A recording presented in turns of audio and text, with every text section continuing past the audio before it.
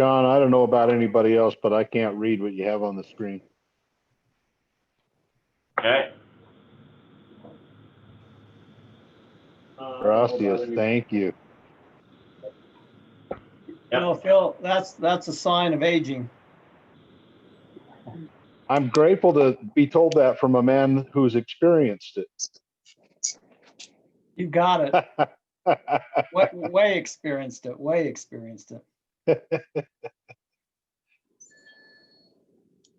John, have we got everybody that's planning on attending? I do know that Councilman Severing is going to be a few minutes late. He got stuck on the other side of the divide and is headed our way. So, other than that, I don't know who else is attending that isn't here. Is Councilman Barker with us? Yes. Yes.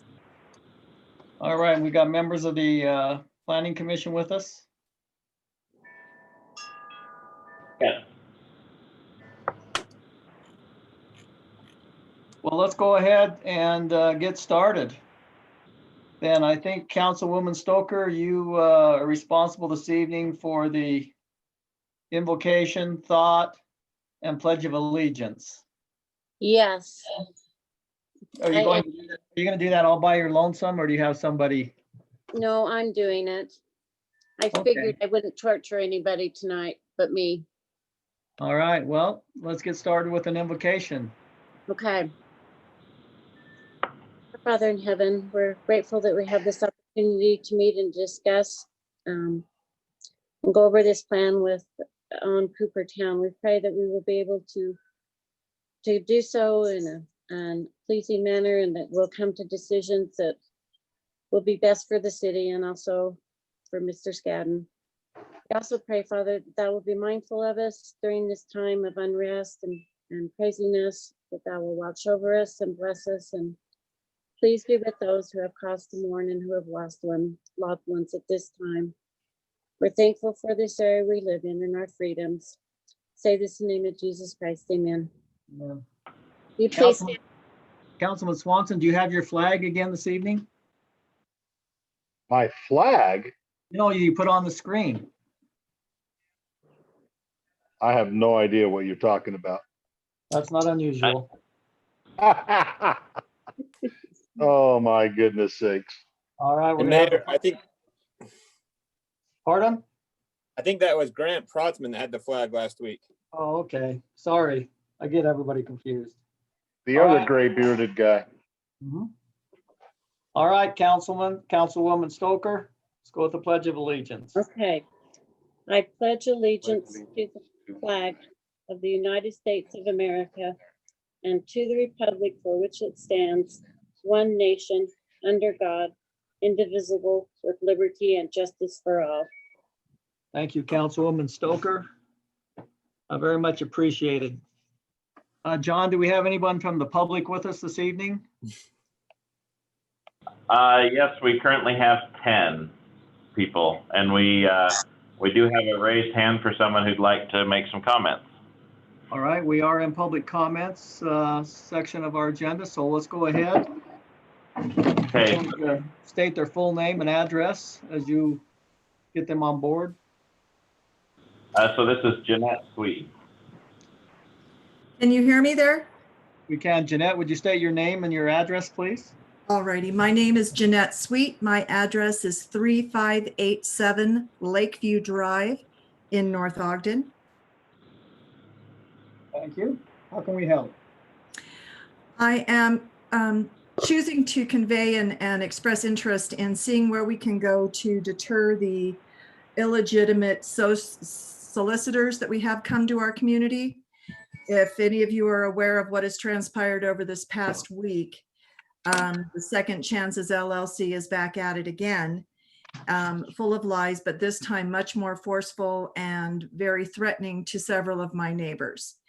And I actually posted on what I now understand is a pretty grassroots Facebook page, North Ogden City Unapologetically, and that was inundated within an hour by 80 to 100 posts from community members, citizenry that have engaged these folks, most of them in a very uncomfortable fashion.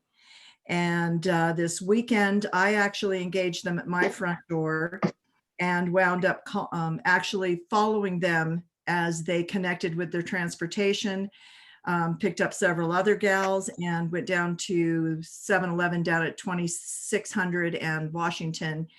NOPD engaged them, gave them a warning, and sent them on their way. This was discussed, as I understand it, at the department meeting this morning, because I had attempted to contact the city Thursday morning to find out if they were permitted or not. It was verified for me this morning that they were not permitted and that the information that they were giving were with lies. I did check with the BBB and other online profiles for this organization, and there are fraud alerts everywhere. We've been putting up with this for years now, and it seems like now it's time to really deal with it with whatever scope and legal parameters that we are able to do so. I'd like to see what we can do to get that discussion started and see what can be done to alleviate this concern for the citizens of this city. John, do you want to respond? John Call? Yeah, so the chief did mention today that they had interceded with that group and let them know that if they're not going to have their paperwork in line, they're not allowed to solicit in the city. And I think it's mentioned this is not the only group that we deal with. Several times every summer we have this as an issue. Typically the officers use their discretion on whether to cite or whether to issue a warning. And they kind of use their best judgment, but we are happy from the staff level to look at that ordinance and see if there's anything that could be done to evaluate it and see which direction the council would like to go with it.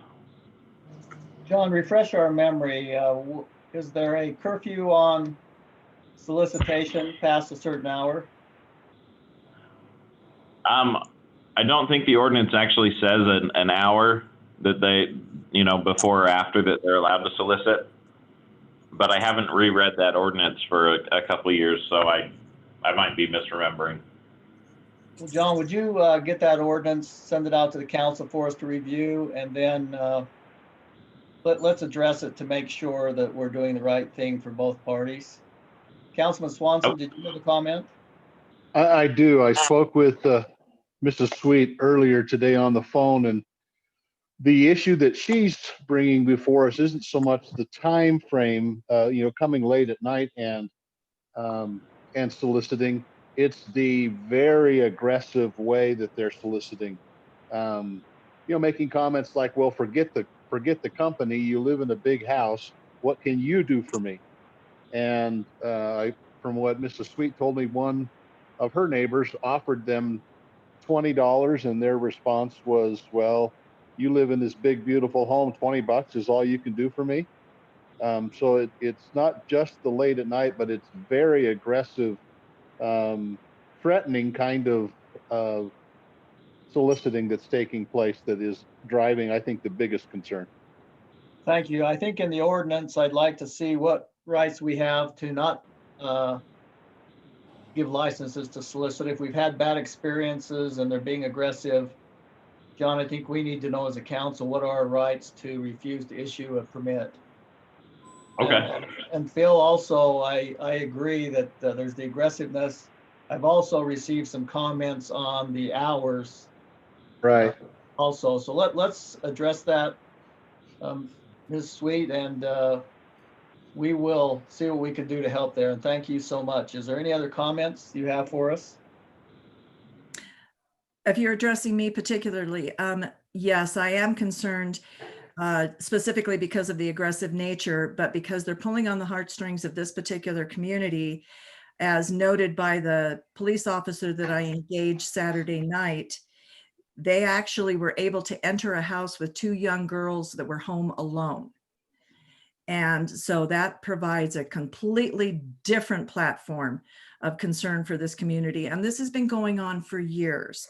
And to not have this noted in a system somewhere that bans them from even applying for it, or for the officers to, from here on out, when it comes to this organization, to be able to say, did they get a legit permit this time? If not, cite them or jail them. At this point, we're to there. They are taking people's money, kind-hearted people's money that could be better spent elsewhere. And these young folks that claim that they are being trained as prior felons, as prior people with struggles with the law, are trying to get a foothold and get back into society. Being trained to do it illegally is not the way to do it. We need to help shut this down. And I understand from the officer, this is prevalent in Pleasant View and Harrisville, across this northern Weber County.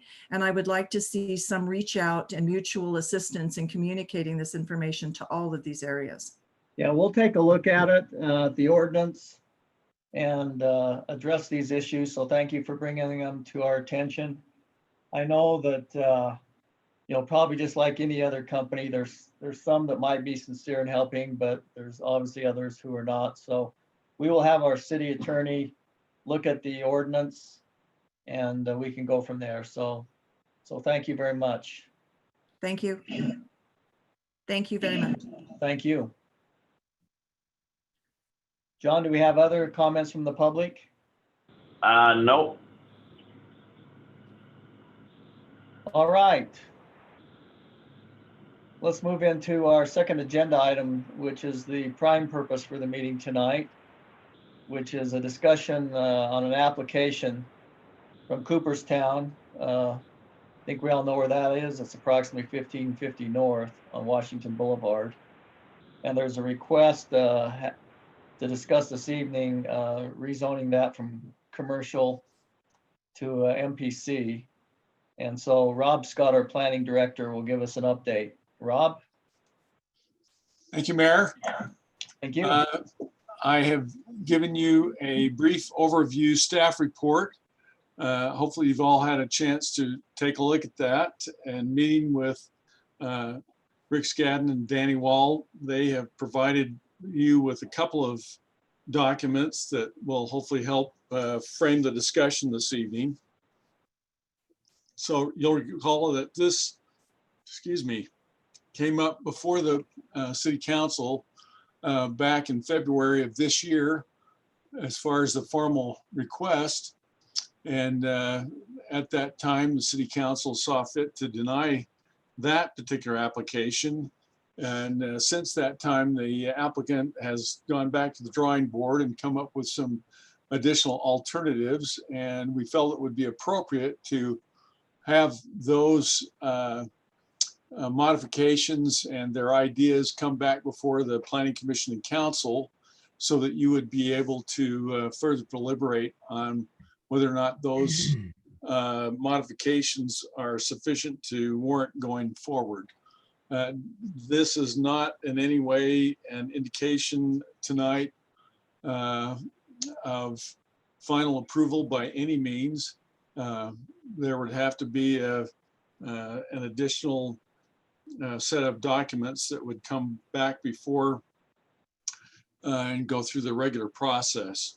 So I wanted to, if you've had a chance to look at the site plan that the colored rendering that they gave you, one of the things that I know it's kind of hard to read as far as the numbers. So if you just think of your ABCs, it starts in the upper left-hand corner, A, B, and then the second row is C, D, and E, and then south of the 1725, it's F and G. So when you get to taking a look at the information that's been presented by the applicant, then you'll be able to figure out just exactly where things are located. So the summary, as you see on in the memo, is that the commercial component is proposed for buildings C and D, and there's a couple different options there. One is to make all of C a commercial building. The other option would be to put the lower levels of C and D into commercial.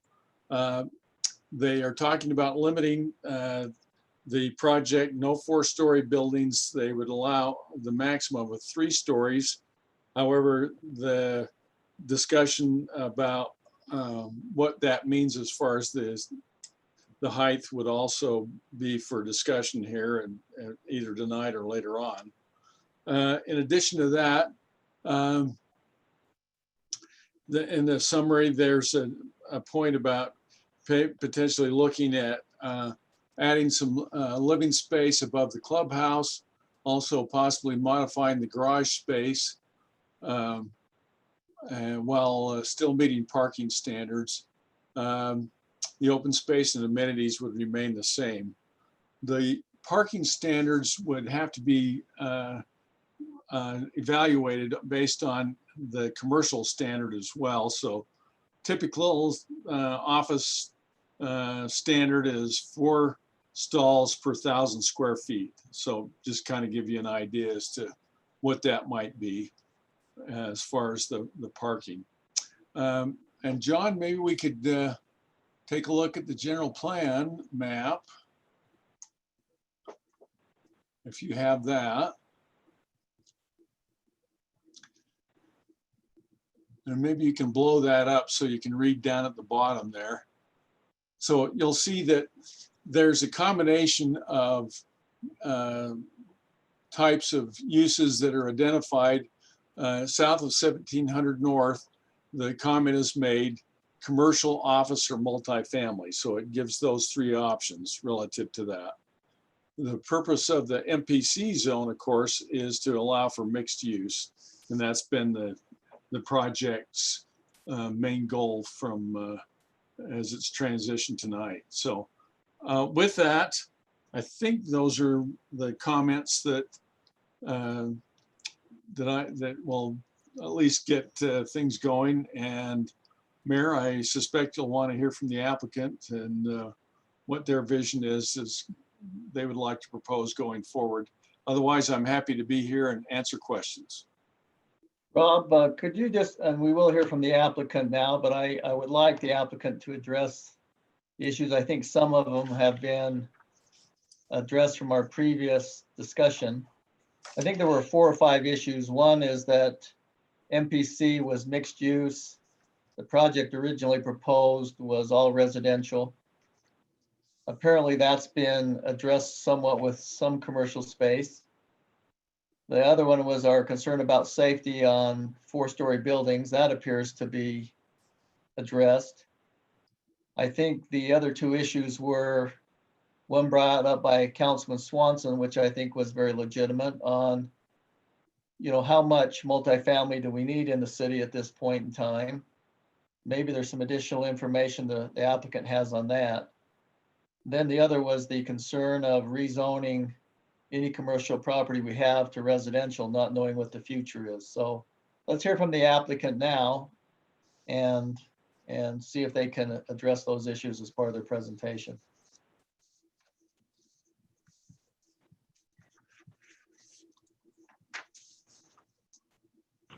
We should be able to hear from Rick Scadden. He'll need to unmute himself.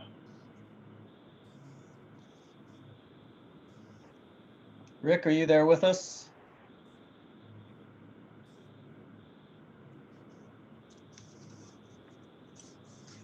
Rick? Danny? Let's see. Yeah, okay. Danny raised his hand, so he should.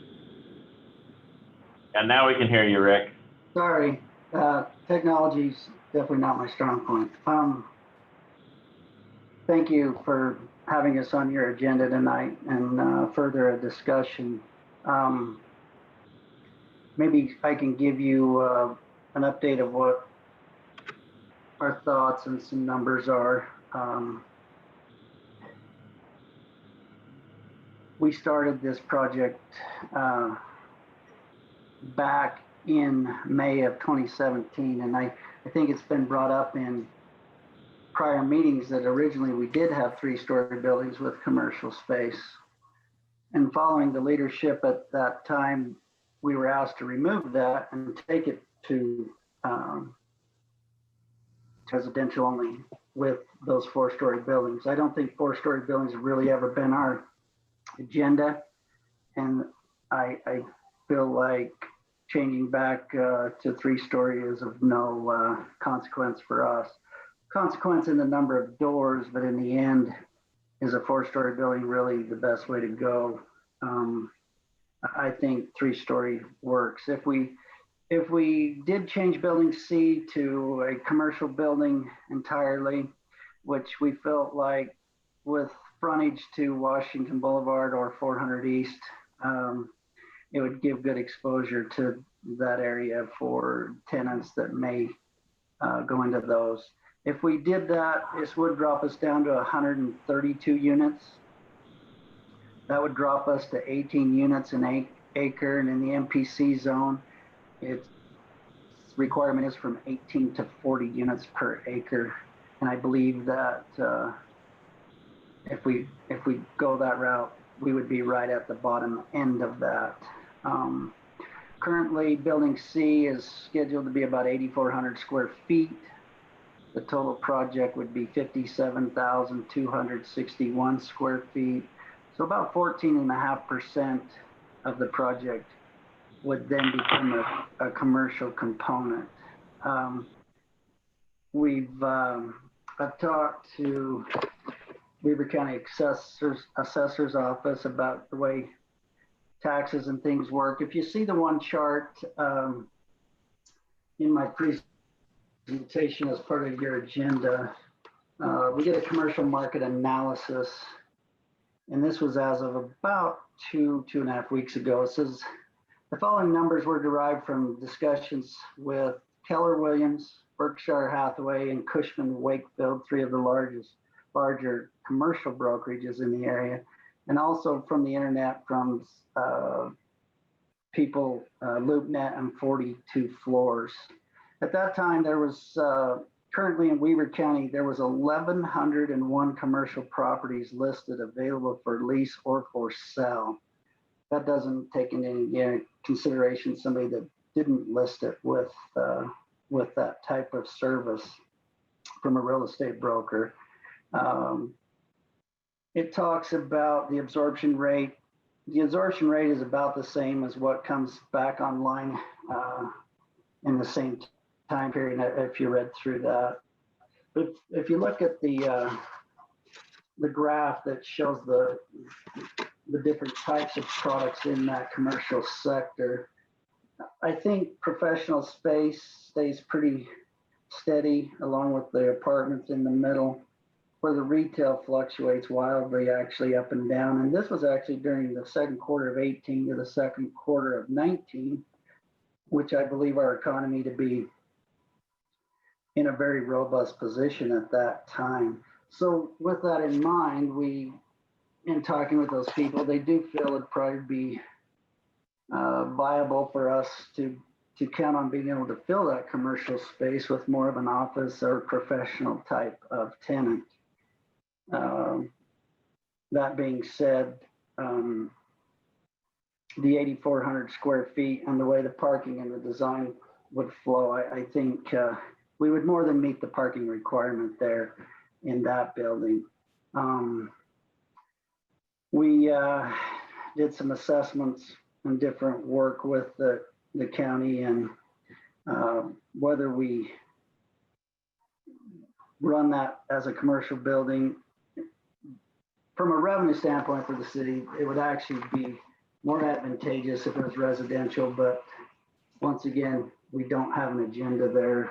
We could do those things that would be required of the MPC zone. And as you can see, at 14.5, almost 15% of the product being commercial, I do believe that exceeds the minimum requirements of that zone. A couple other things, looking through the general plan and the Southtown area, I think, I know in the general plan on page 7, it says the future land use map is the priority. And the future land use map does show that for that type of zone. And I feel like our product with the commercial and with the added parts of the commercial, it then becomes far more amenable to what the MPC zone is requiring. I think if there is a spot in the city that this type of product would fit best on, being a resident of North Ogden, I do feel that Southtown area to be the best place for that. Danny, do you have anything you want to add to it? No, I mean, I guess just one thing. We talked about potentially making Building C solely commercial, but as Rob mentioned, there is the option of making the lower levels commercial with residential above it, if that's more suitable to what the city council and staff would approve of. If we did do that, then our commercial usage would be over 20% of the product and give about 16,800 square feet of commercial space within the project.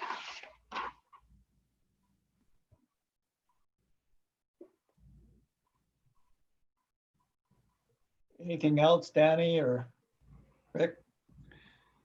I went through the MPC zone and I went through the general plan and did a lot of research on that. And I know you guys know it probably inside and out, so I don't need to bore you with that, but I think the MPC zone understandably is a concern, but I think it can be controlled with us working closely with the city to put the product there that they would like. It also is part of the transportation corridor. And as you remember our visits, we've been with UDOT and also Transit Authority. And I think it goes along very well with the general plan's comments about that end of the town.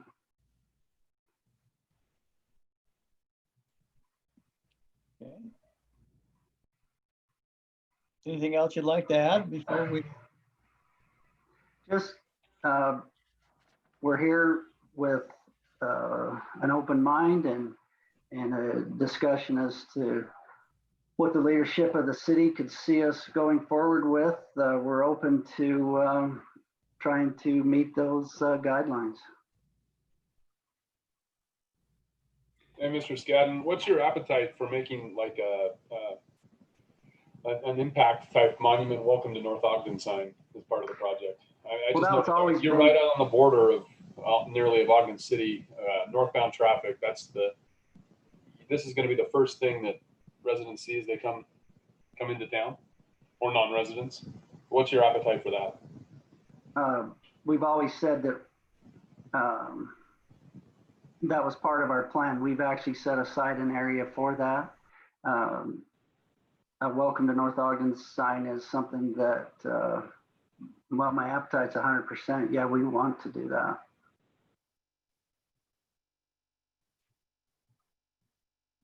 I guess one thing maybe also to talk about is, if you remember our architectural design, the pitch of the roofs, the overall height was discussed.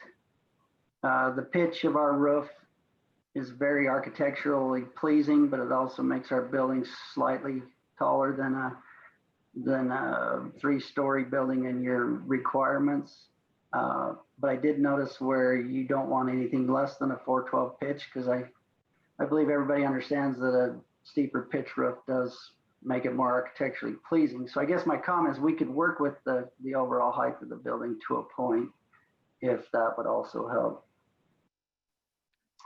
However, Rob, are there any other exceptions to our ordinances?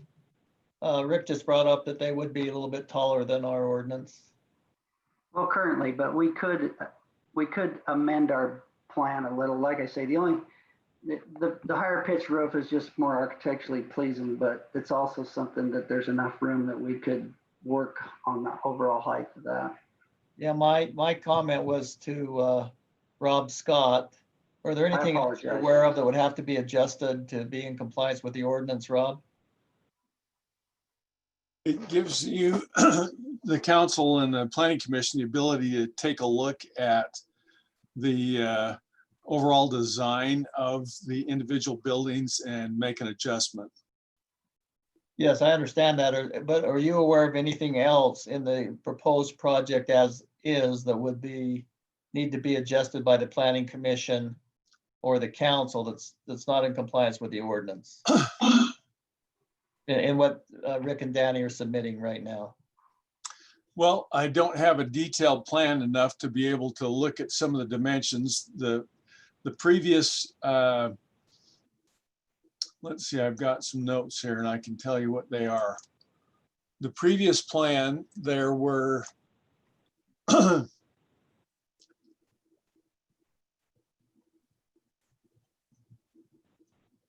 some setback modifications. Rob, and not to rudely interrupt you, we were able to get all of the setback requirements previously discussed accomplished. Yeah, and they were pretty minor with respect to that. Building height and I think that's pretty much it. Building height was the critical one. Is the height 40 feet on that, Rob, or? 36 feet is what's in the ordinance. The request was, this is when you had 4 stories in there, 45 feet. I think the 3-story ones were 45 feet. They with were that 45. steeper pitch. Yeah. But that was a real steep pitch, and that's something we can amend and still meet the zoning.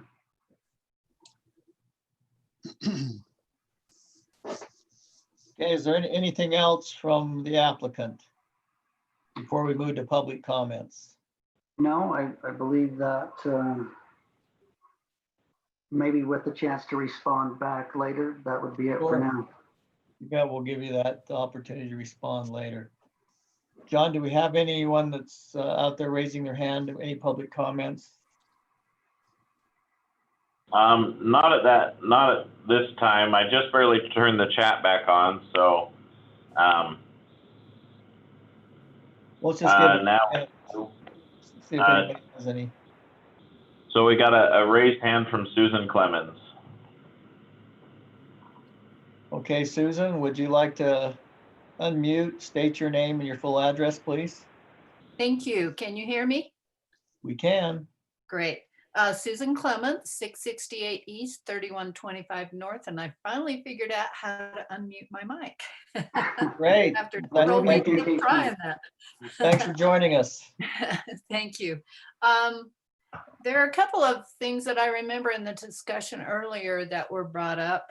One, Councilman Swanson, and I don't know if it was in this specific discussion or if it was with another project, but he wanted to put on hold a lot of these multi-use residential facilities until we could kind of get a feel for the need of them.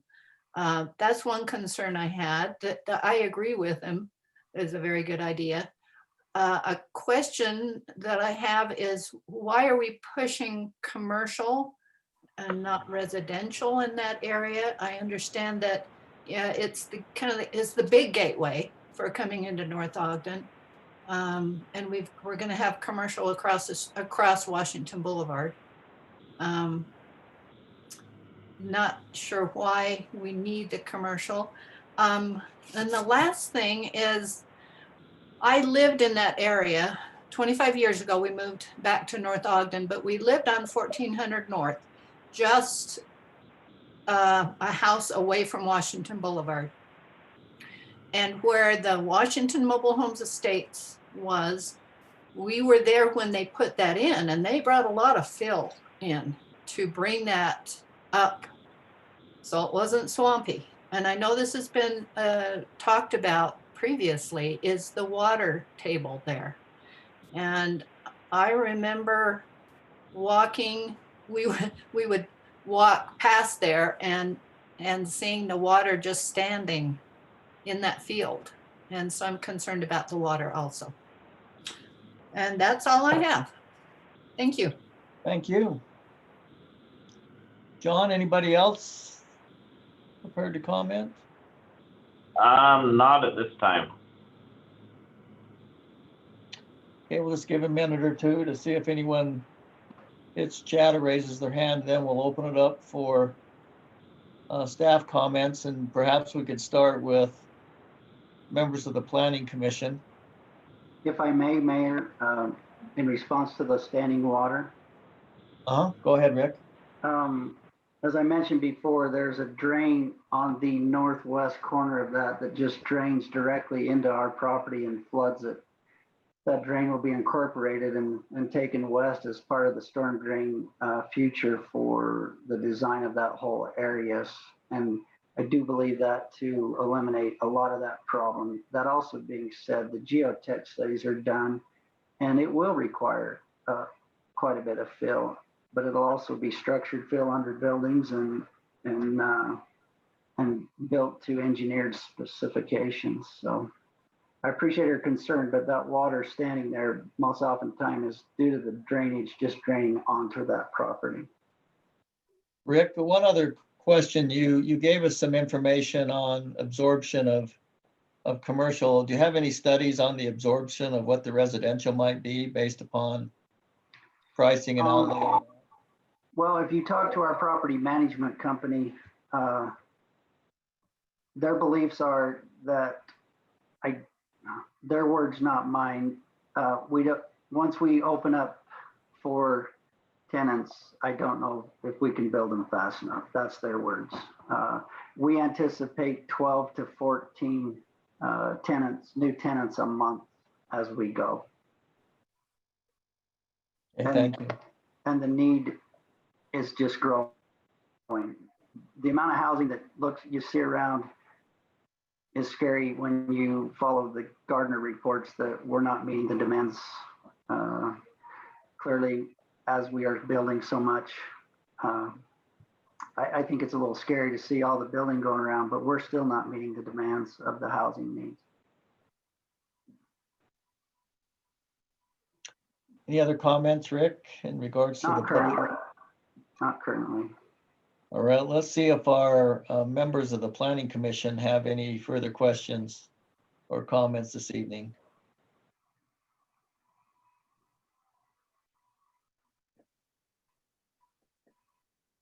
I think most of what's been said has covered a lot of the concerns that we initially had. Issues with the height, the setbacks were an issue when it came to us, but it sounds like that's being taken care of. And then the addition of the commercial, that was a big discussion point for us as well. But I'm not sure what public comments were shared to the city council, but to the Planning Commission, we had comments in opposition of this project, mostly because of the large scale of it, the height of the buildings, the shielding of the mountains from your view as you drive down Washington Boulevard, just the number of residents it would increase by. Those were some of the things against this. Some of the comments I recall against this. One comment stuck out to me of a resident who was in favor of this, and I don't know if that was shared to the city council, but he lived nearby. I remember him by name. His name was Dave Hume, and he's been involved in city politics for some time, and he lives in the area.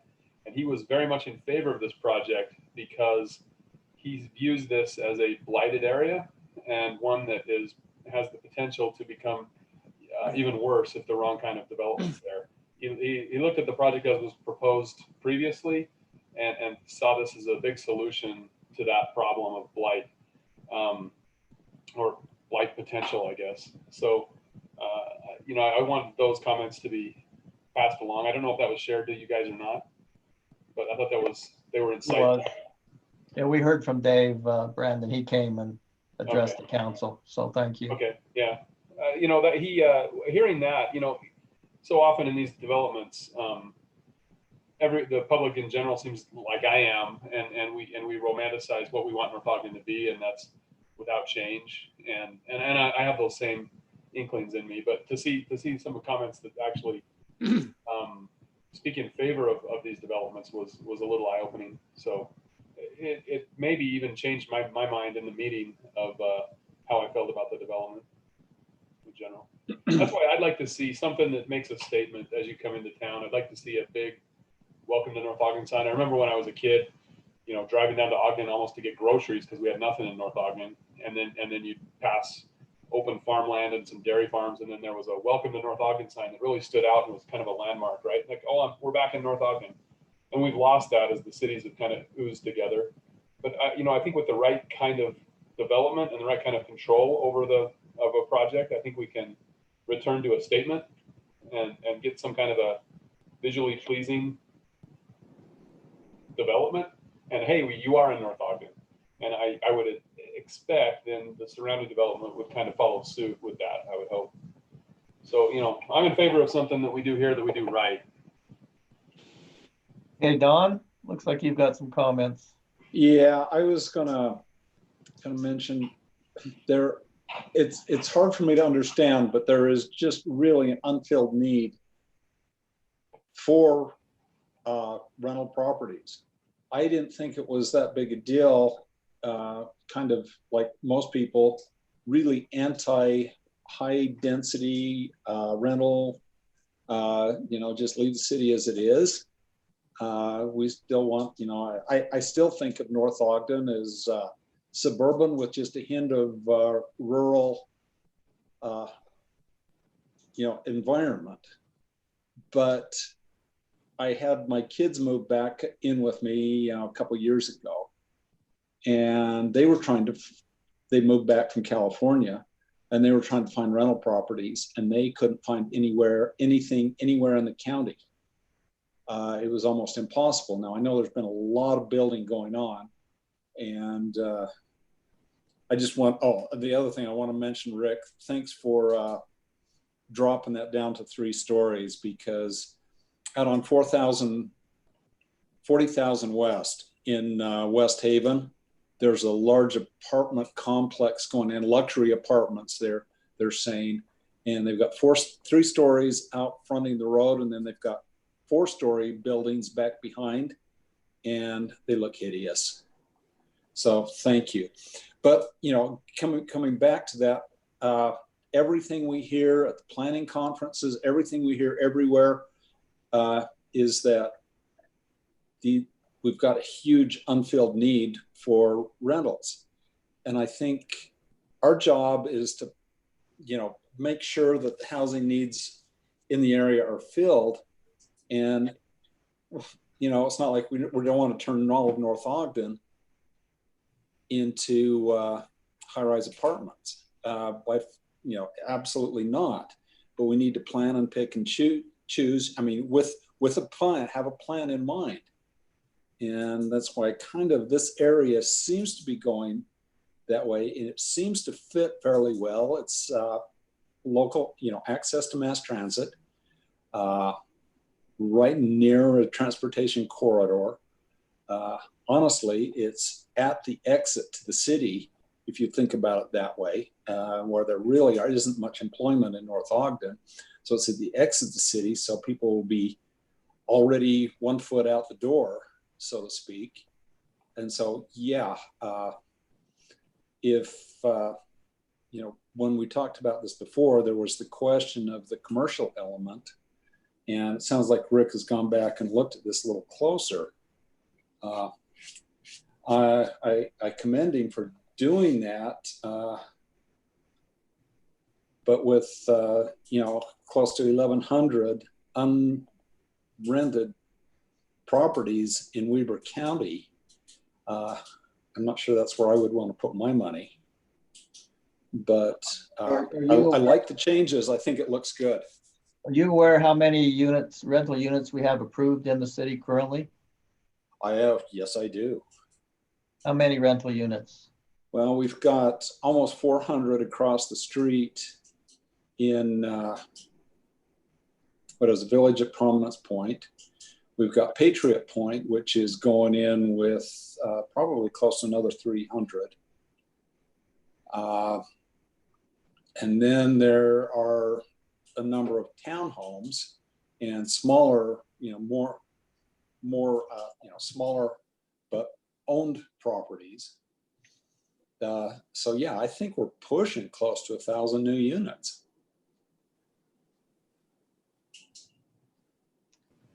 And I don't know, unfortunately, the time to have them is before they're needed to some degree, or to make them available as they're needed, ideally. And I don't know how to do that. I mean, that's why I'm not a developer. I don't understand that, and I'm not willing to take those kind of risks. But I do see, and there has been historically a need, and like I say, everything we hear at every planning conference that talks about how there is this unfilled need. And who knows what happens with after this pandemic and the COVID, all of a sudden, when that backs off. Because honestly, I think the rental market is hit the hardest by with unemployment. It seems that unfortunately the lower wage jobs are the ones that have been eliminated through all of the response to the coronavirus. In my opinion, if we allow coronavirus to be a factor in our development plans, we're erred, because by all projections, that's a short-lived. The length of a development of building is going to way outlive a pandemic. Let's hope. In my opinion. Well, let's for sure. I don't know that. Yeah, right. But that's why I'm stating my opinion. I would estimate the pandemic has a health impact for a year and a half, and an economic impact for possibly 10 years. And we're talking about a building that hopefully lasts for generations, right? I would expect that what's built in this spot would probably still be around. This isn't Las Vegas, and we're not going to tear this thing down in 15 years. Right? That brings up a concern. I've had people have concerns over that. These buildings go in, how they're going to be maintained. If they're coming to North Ogden, they're not maintained, it's not going to look good. And so that's a concern I have, and concerns some other people have. And also, do we have the infrastructure to handle those buildings? That's where I'm at. Okay, thanks, Scott. And actually that will be the entrance to our city, because that's what's heading north, right? So I think aesthetics are important. That's on the east side of the road, which is actually the entrance to our city. Any other comments from members of the Planning Commission? One general one, and this is less for the city council and more for the public, but the complicated thing with density and housing is it's not as simple as hey, if we limit high density housing, we preserve open space, because people are going to flock to this general area, right? And either we adopt an urban sprawl strategy, or we sprawl up the mountain, but the number of people that are going to live here are the number of people that are going to live here, and that's driven by economics and all sorts of things. So when we do build higher density homes, you're actually putting more people per square acre and increasing some of that open space for preservation around. It is a complicated thing. Now, I think a lot of times we immediately associate high density housing with crap, right? With junky building, or like Commissioner Barker was saying, unmaintained properties. And it doesn't have to be that. That's why and then the whole reason I'm saying this is just to be a proponent of high quality, high density housing where it happens, right? That we have nice buildings that we, enter in a development agreement with this developer potentially, and enforce good standards on him for something very high end. So just because people live close together doesn't necessarily mean it's a detriment to the community.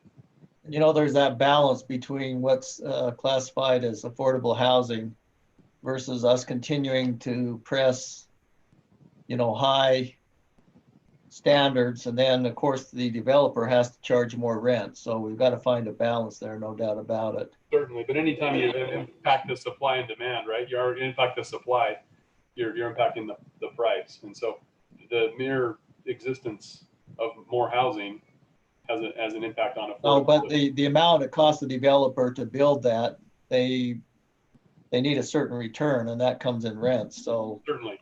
it's as we continue to impose high standards on these developers, because I mean it's an economic formula that it costs more in rents. Certainly. So we have to find that that fine line. Do you have any other comments from members of the Planning Commission before we move to the council for any discussion or questions they may have of Rick? You know, I just want to make one comment. It's Commissioner Nancaro. I really applaud this particular developer because I feel like we've sent them back to the drawing board at least 3 or 4 times, and they've been very open to, you know, all of our concerns and trying to, you know, redesign or meet the compliance. And when you look at this particular piece of property, you know, to have such a nice looking, I guess sort of upscale looking, you know, project that's right there at the beginning of the city, even though it's 3 stories, even though it's going to be some commercial there, you know, what it's surrounded by is really going, you know, behind it are townhomes. To the south is a mobile home park. And then, you know, catty corner to that is where there's going to be another, you know, luxury apartment development there at the corner at 1700. So to me, this is probably the best project that we could probably ask for in that particular location on that lot. And with the developer being so, I guess, amenable to working with us, I feel like we could do a lot worse. So I feel like we could have a very nice development there at the entrance of our city. Thank you, Commissioner. Any other comments? Council members, do you have any questions of the Planning Commission, of the applicant? I do. I couldn't see who that is. That's me. I'm Councilwoman Ekstrom. I just had a quick question about the commercial building that's going to be facing Washington. Is the parking for that going to be off Washington, or is it going to be kind of like the back of the building, and then the parking will be around the other side? What's kind of the thought pattern looking at that?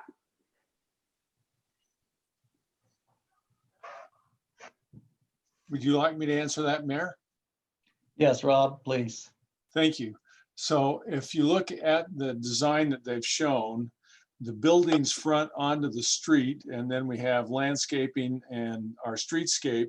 And so the parking is actually to the rear of the buildings, rear or side. So you can see John's putting that up.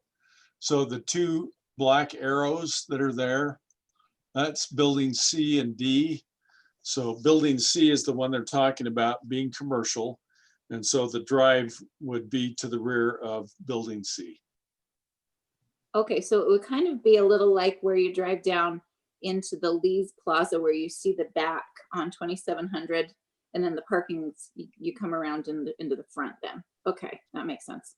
So the anticipation is that what we want to see, we do not want backs of buildings onto Washington. We actually want that to be the front of the building so that it puts its best foot forward, so to speak, as far as the design. So the entrance would be from the rear, except for the fact that if people are going to be walking along the street, there would still be walk-in traffic access from there. Okay, and the thought is to have this be more office space, like professional services kind of things there, as opposed to any kind of retail?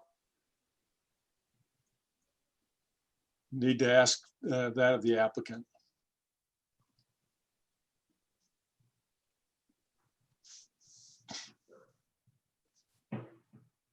If I may, thank you for the question. We have no intention to go one way or the other. It's just in our lengthy discussions with the real estate brokers, they just deemed it more likely to become an office or professional space in that area. If we can get a retail client in there, we have no agenda there one way or the other. It's just the likelihood is far more likely for office or professional.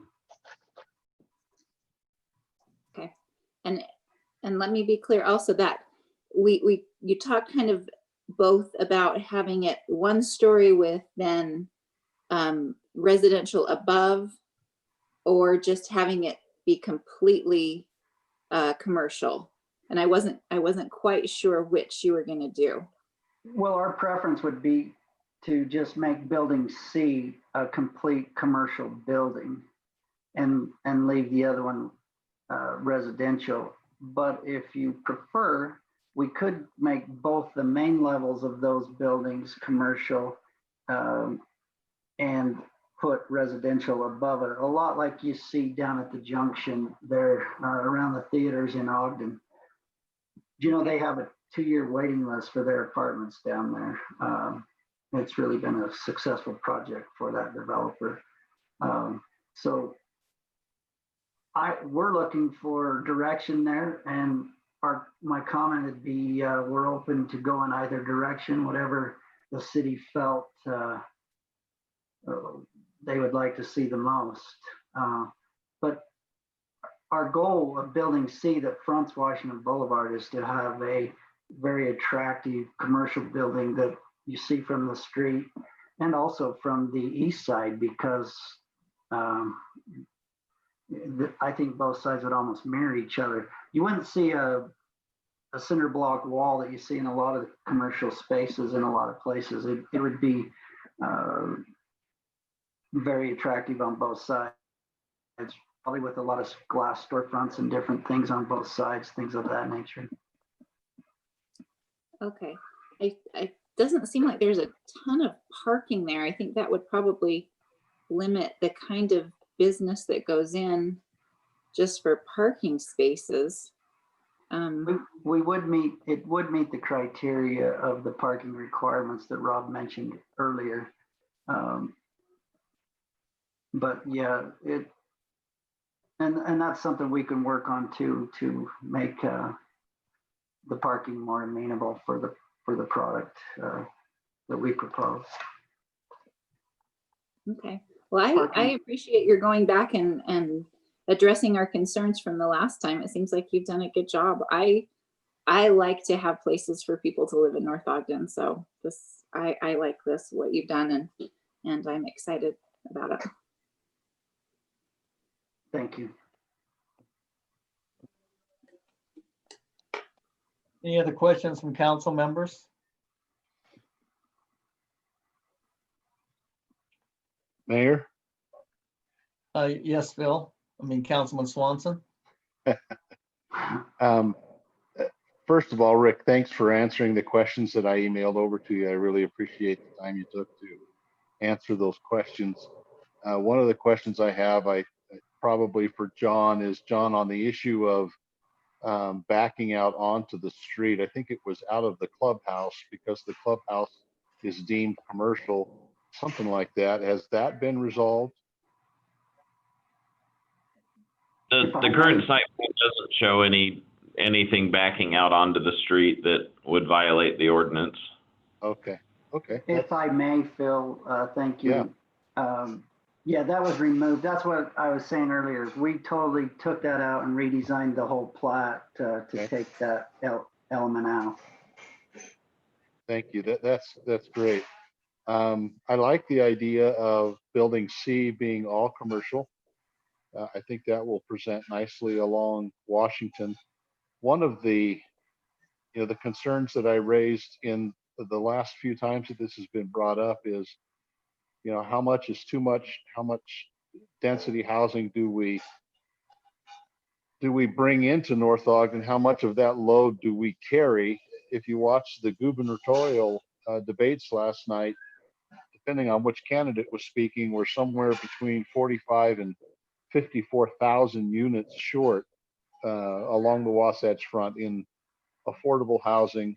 And one of the issues that another candidate spoke about was trying to contain urban sprawl, that if we don't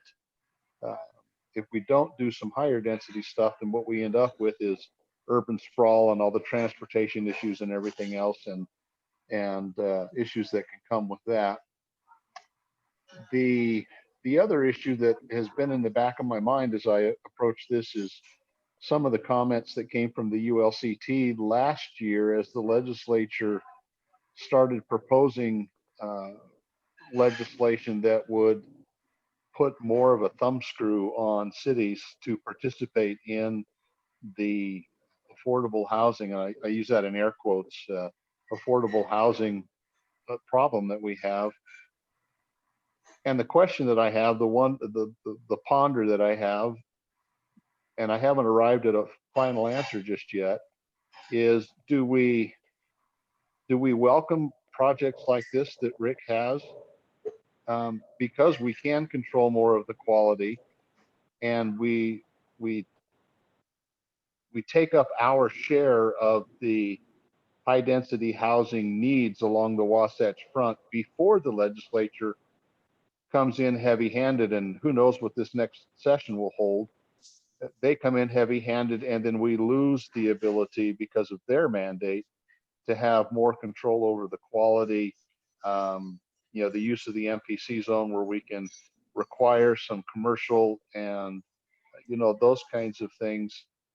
There's a balancing act there that I think we have to be cognizant of. And if I were reading tea leaves, I would say the legislature is going to come down harder on that sooner than later, just because of the way it's a hot topic in this particular election, and is something that keeps being brought up over and over and over. I think one of the positives, as I thought about this project more in the last couple of weeks, that probably differs from just about any other project that has been proposed so far, is that the developer is a North Ogden resident. And I don't mean that in a, that's a positive because we give favor to North Ogden residents. Rick's been a long time resident here and is vested in this community.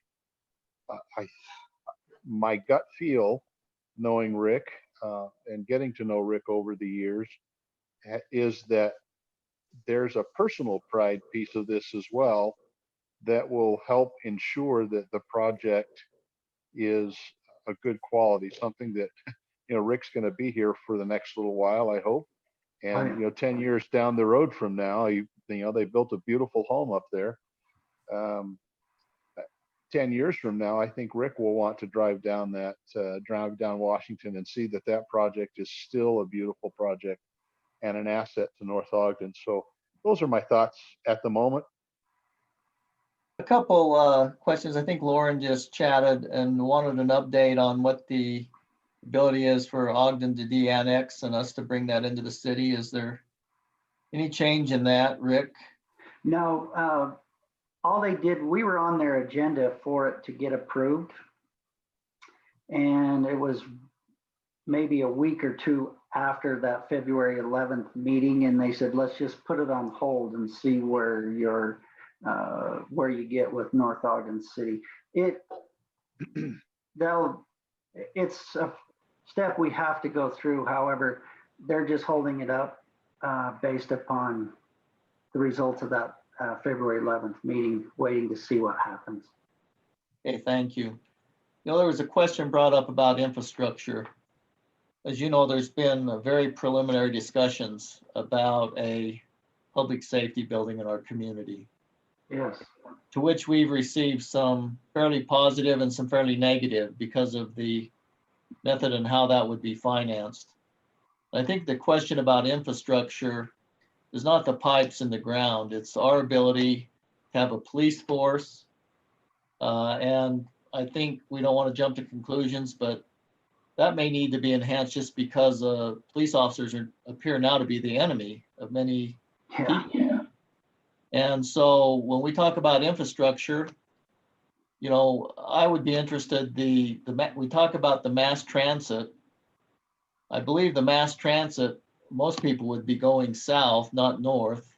So they're gonna have to cross the street if they're gonna use mass transit. Then we've had some comments about about 1700 North becoming almost a freeway out to 89.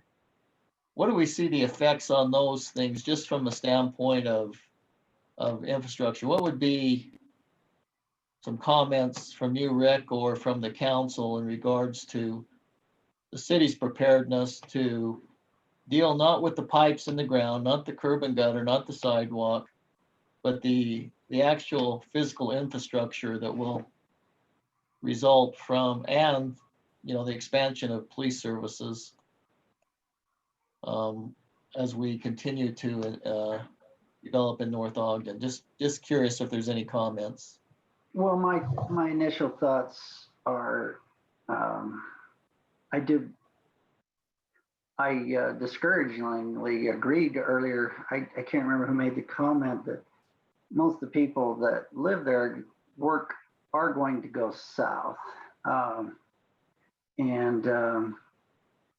So I think as far as that goes, I think we're going to take some pressure off the 1700 North corridor.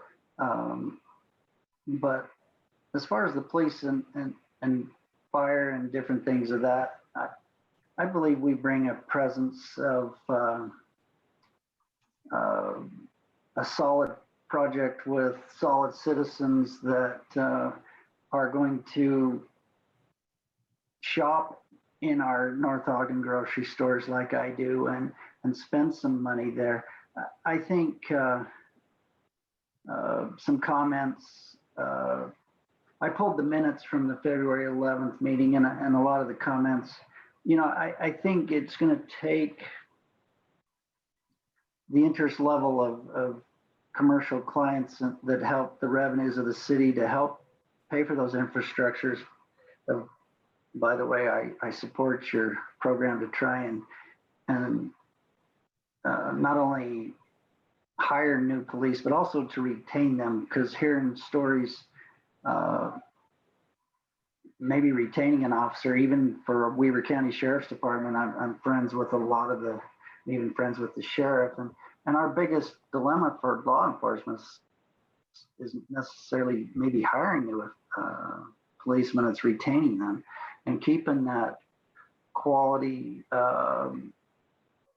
Unfortunately, we're going through some horrible times with our officers, but I feel like they do a great job. But we also need to be able to take care of them. And I think projects like this will help increase revenues for the city that will sustain that and increase upon it. Rick, just one other question. Oh, I'm sorry, go ahead.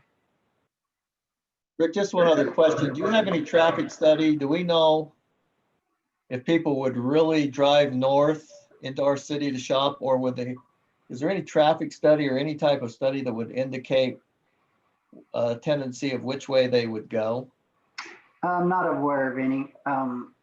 And UDOT, in our discussions, they did not require us to do a traffic count study. So I do know the estimate is about 24,000 cars a day past that, going both directions, but it didn't state which was going north and which was going south. Yeah, because I know part of the initial plan for growth in the city was to get enough rooftops to get commercial into the city. And I'm just curious, there's a shopping plaza not too far from there, and I'm just wondering if this project would contribute to the original reason to increase rooftops in the city. And apparently we don't really know that. Just from my research, everything leads, it points to that thing, accomplishing that goal. I, being a North Ogden resident, would love to help and from an involvement standpoint or whatever it took to drive those businesses to North Ogden, so that, I'm tired of going to Riverdale. I can't stand Riverdale. Oh, did I say that? I apologize for that.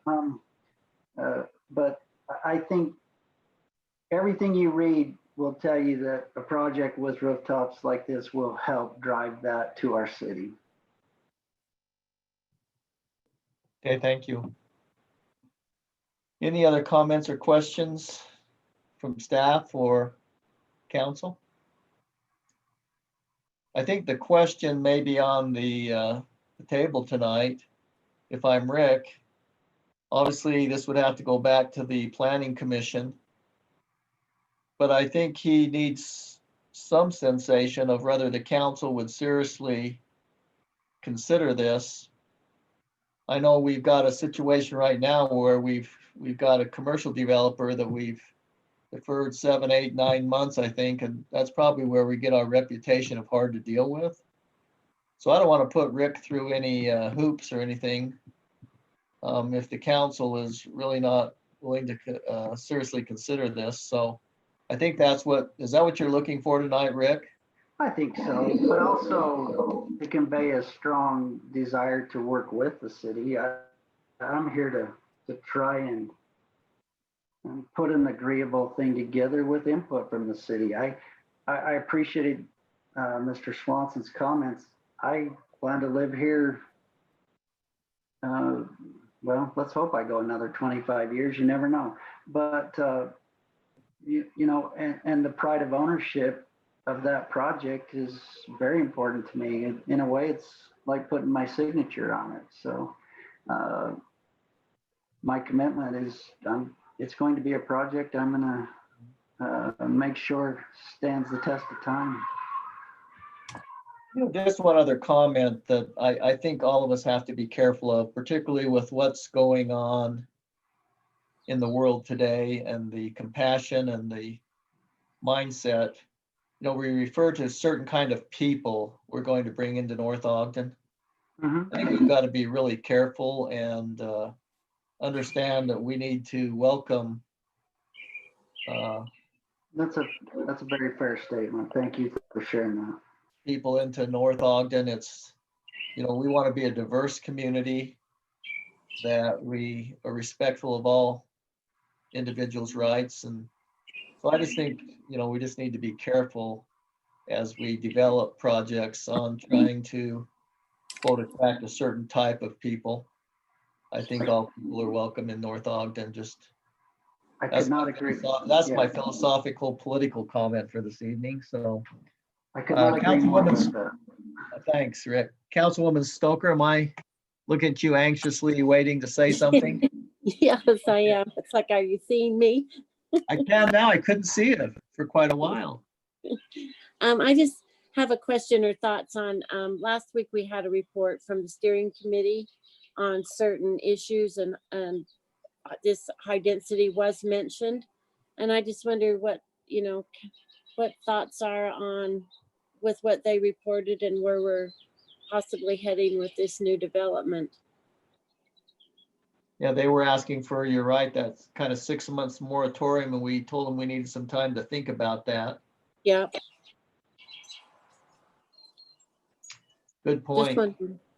Just wondering. Good point. Thank you.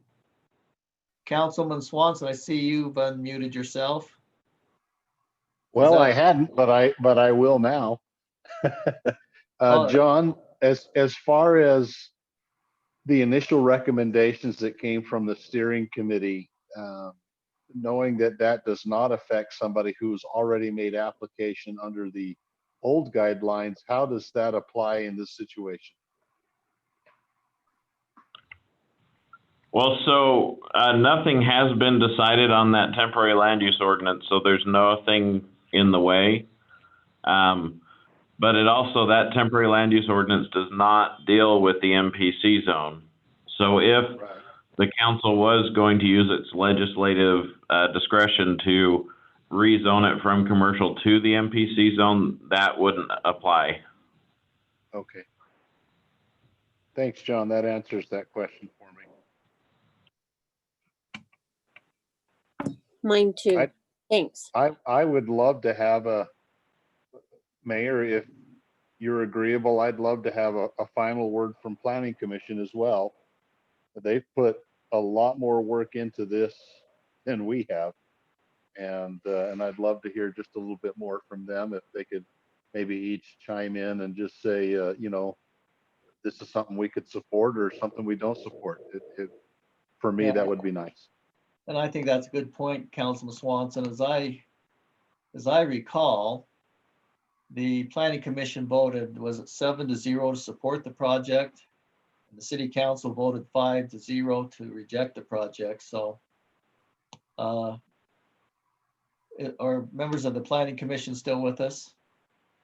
So you don't show muted, Phil. I mean, Councilman. Well, I just unmuted myself again, and you know, back in the meeting where we denied it, I know that my biggest expressed concern was the lack of commercial, that we would be trying to apply the MPC zone without commercial. And, you know, that would defeat the whole point of there being an MPC zone and granting that zone. So that issue for me. Hey, Mayor. Councilman Barker. I was going to say, I agree with Councilman Swanson. That was the reason I voted against it, was because there was no commercial. I'm looking on my map on one of my computers just north of it, Hart Plaza, just north of Walker Cinema. That office building's, I think, almost full. And it's a 2-story. So when we're told that nobody wants to come here, if we have a nice office building, 2 or 3 stories, I think you'll fill it up. Even the dental office just on 1700 is full of office space. So I think there is a demand. I believe there's a demand. And so I'm in favor of putting a 3-story office building in. Okay, thank you, Councilman Barker. Now, Councilman Swanson. Yes, sir. As I recall, one of your concerns were, and apparently that's been overcome, you were concerned about supply and demand. I think the wording you used was, how much is enough? Right. And the change that has occurred, and it's not well, maybe some would see it as a big change. As I've listened to and watched the campaigns going on and listened to the housing gurus here in the Wasatch Front, along the Wasatch Front, the continued alarm that they're raising about the shortage of affordable housing, and the numbers of people who simply just don't want to live in a single family home anymore. That's it seems to be a growing thing amongst the younger generations. I don't know if it's the freedom or just what, but we're not really making a dent in that deficit that we have in the housing. And as I expressed earlier, the biggest concern I have there is the heavy hand of the state coming in and forcing us into a situation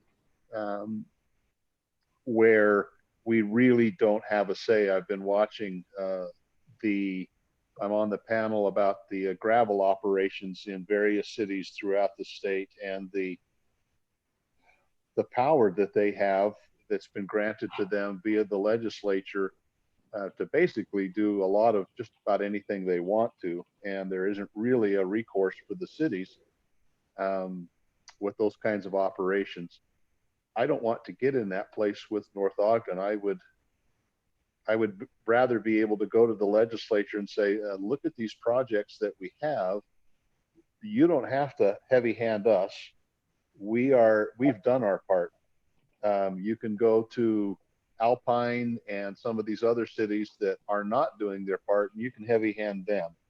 But here's all the data. Here's the rooftops that we've created. And I say I mean, you know, the developers. And we've done our part, and hopefully keep that heavy hand off of us. Councilman Swanson, just a question. You hear Sure. the legislature talking about rent subsidies because of their definition of affordable housing. Right. What do we do if, because you're right, who knows what they're going to do? All of a sudden they define what affordable housing is, and none of these projects with the rent of up to $1,400-1,500 a month, Right. aren't in their qualifications, then what do we do? Well, and that's one of the concerns I have with the state legislature, frankly, and why I'm supporting the candidates that I support. We always have that specter hanging over us that the legislature will come in and do something fairly draconian like that. And frankly, I don't know what we would do, Mayor, at that point. You annex with Ogden City, and then your numbers fit. Yeah. That's a good question, Mayor. I don't know. My crystal ball hasn't worked in years, so. Yeah, no, I think it's worked. But those are some of the things we don't know. So, basing it on avoiding heavy-handedness, there could be some unknowns there, but we could get off on a lot of theoretical. I think you asked to hear from any planning commission members if they would like to reconsider this and make a recommendation to the council. That's where it would start. Mayor. Councilman Severing, is that you? Yeah, I would like to have the applicants explain more about how Ogden City is going to respond. Are they looking for us to give a conditional approval? Please, maybe Rick, if you could explain that a little bit more. Okay, so we submitted everything that was requested of us and was on their city council agenda for approval. Then they emailed us back and said, hey, we saw you were denied at your meeting. And if they weren't comfortable just to give it up without a cause, and the cause being a project that makes sense to be all in one city. And they're saying if you couldn't get the project, then. So I think a conditional type approval, they would definitely move forward with it. Conditional being we meet guidelines of architecture and different things that we can put in our development agreement. Okay, thank you. Did we lose members of the planning commission? I see us all here. I can only see 4 people, so I'm using 2 screens. There's a pro tip for you. Keep the panelists on a full screen on the other monitor you have too. So I can only speak for myself. I mean, how I feel as one member. We unanimously supported this last time, although that doesn't quite paint a clear picture of the discussion and everything that went on. I was a reluctant yes, which appears as a very black and white as in support.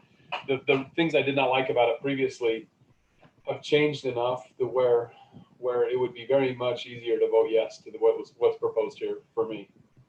So okay, thanks, Brandon. I'd be in support of it. Thank you. I agree with Brandon. This is Councilman Barker. I agree with Brandon.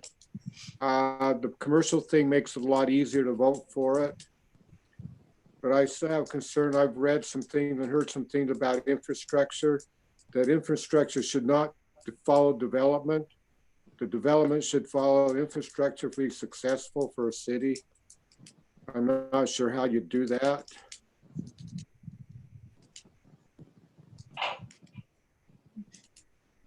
Hey, thanks, Scott.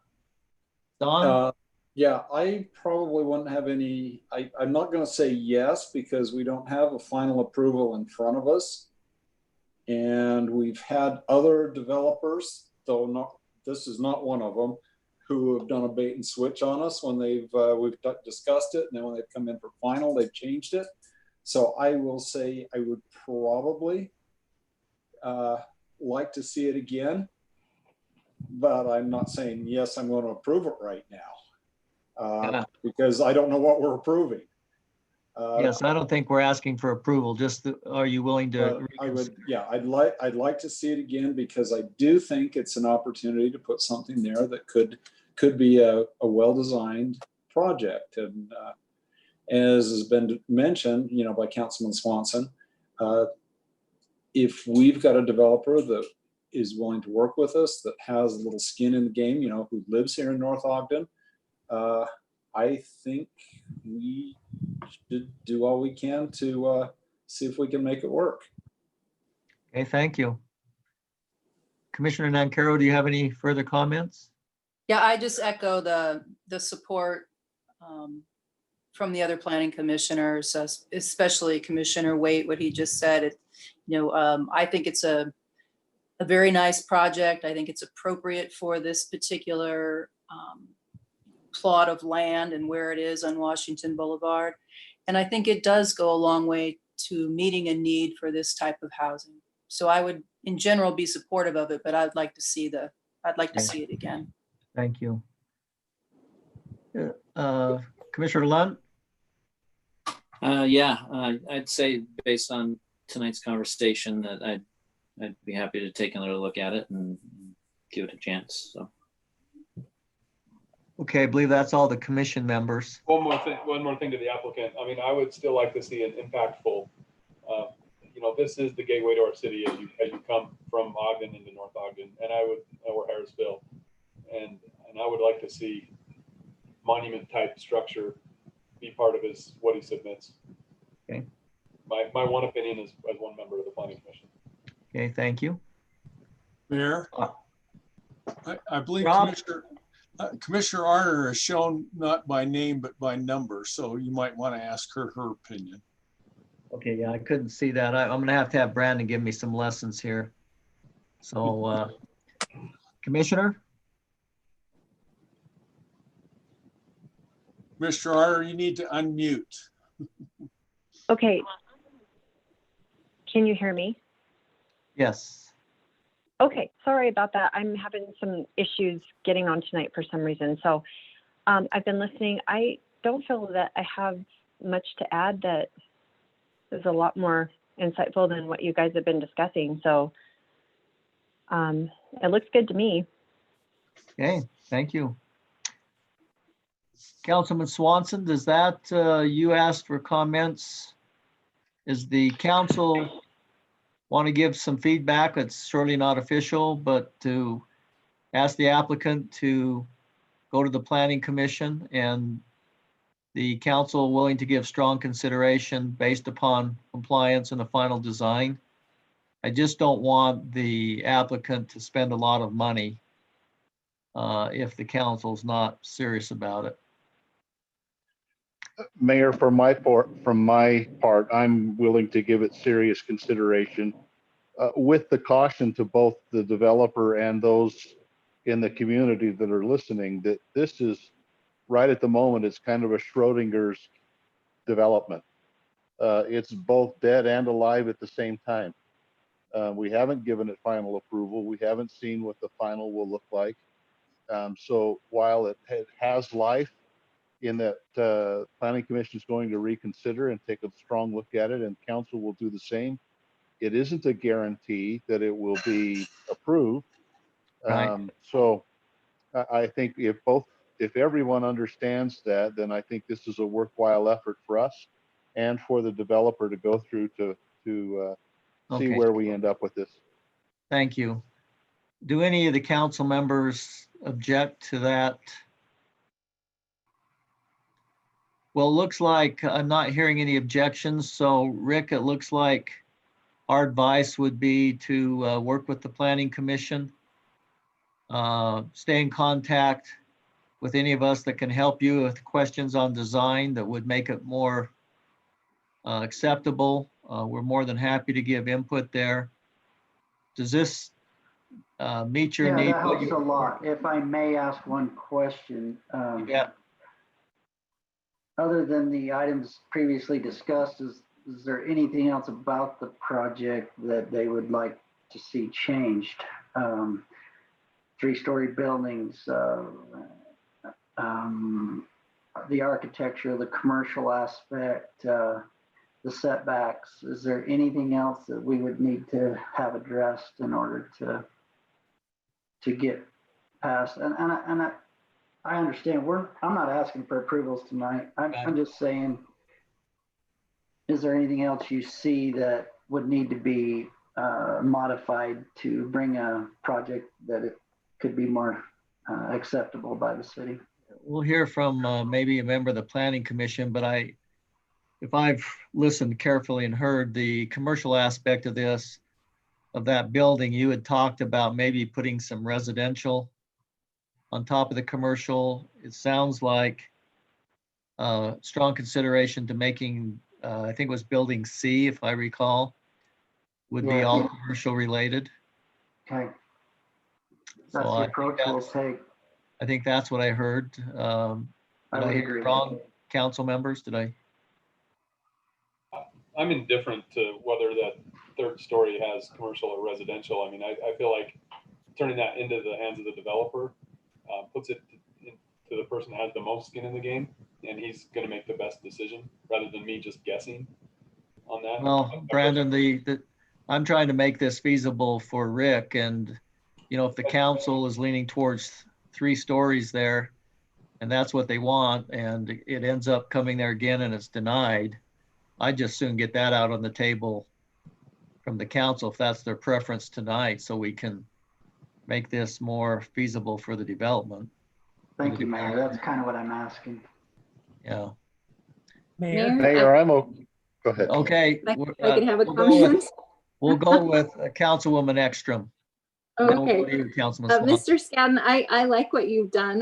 The one thing I would counsel on the commercial side of it is just to look at some other developments that have commercial and about the square footage that you have, and make sure that the parking matches up. I know it gets really frustrating because you want to have the appeal for as many businesses as you can possibly appeal to, and make sure that there's enough parking, so that I know there are some, for my business in particular, that there are places that we couldn't go just because there's just not enough parking. We couldn't have enough room for both employees and customers. So that's the one concern I have when I look at that commercial area. Just thinking about Hart Plaza, that's just to the north of you there. There's quite a lot of parking both in the front and in the rear. So I just consider that. Okay, thank you. Adequate parking. Councilman Swanson? I'm okay with the 3-story.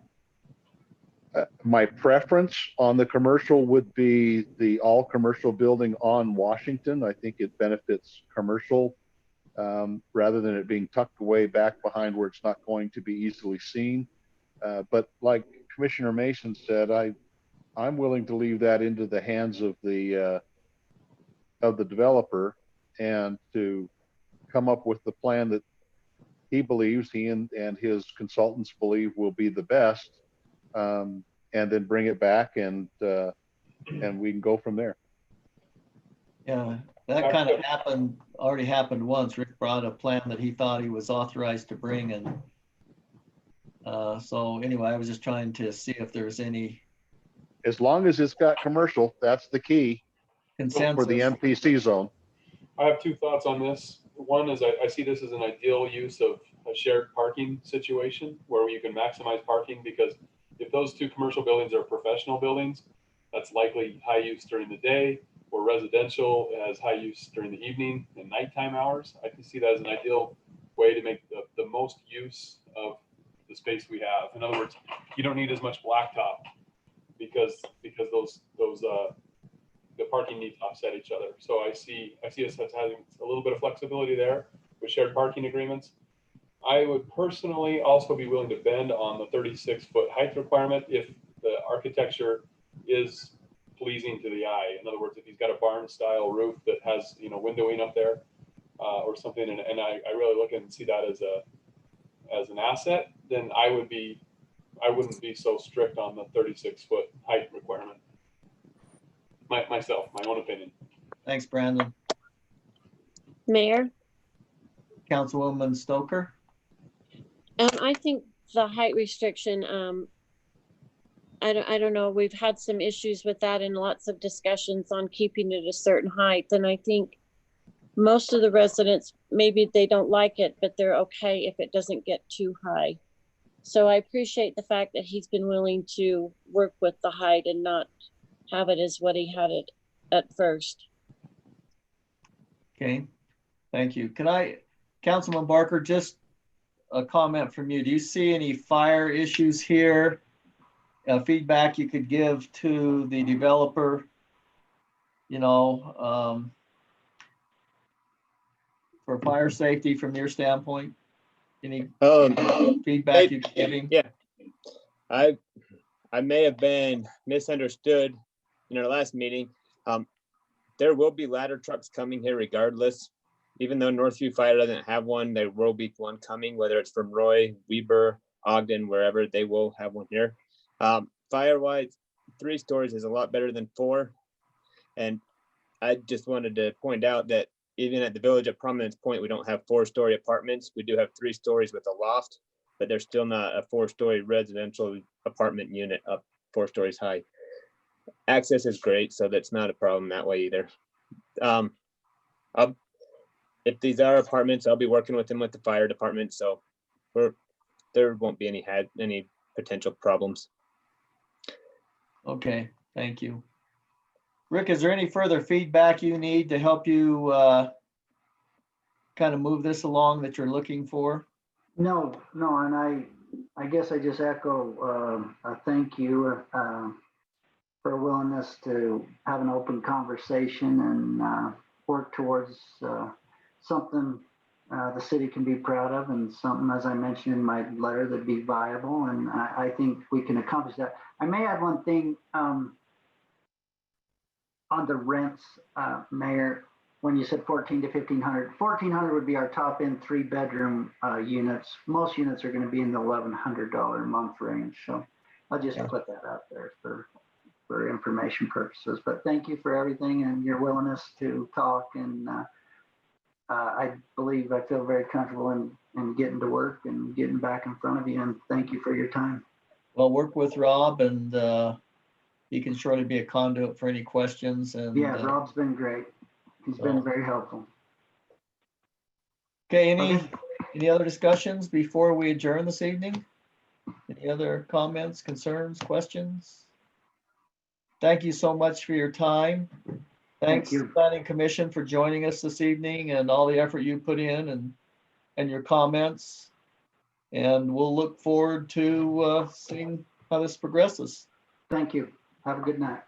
Thank you. Motion to adjourn our meeting? Motion to adjourn. Didn't you have another on your, didn't you have public comment to wrap that up? Is that not how your meetings? Good point. Yes. Any public comments?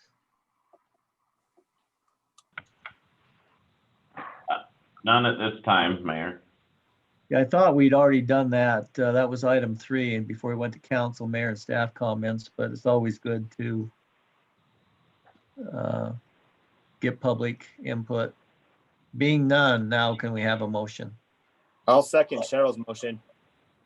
Okay, thank you. Any objections? Once again, thank you for your time and your passion for North Ogden City, and say what? Did I hear a comment? I believe that was someone who was on mute, or they didn't know they weren't on mute, so it was a background noise. Okay. Rob, thank you for your help on this too. Appreciate it. Yes, Thanks, you. staff. Have a good evening. All right.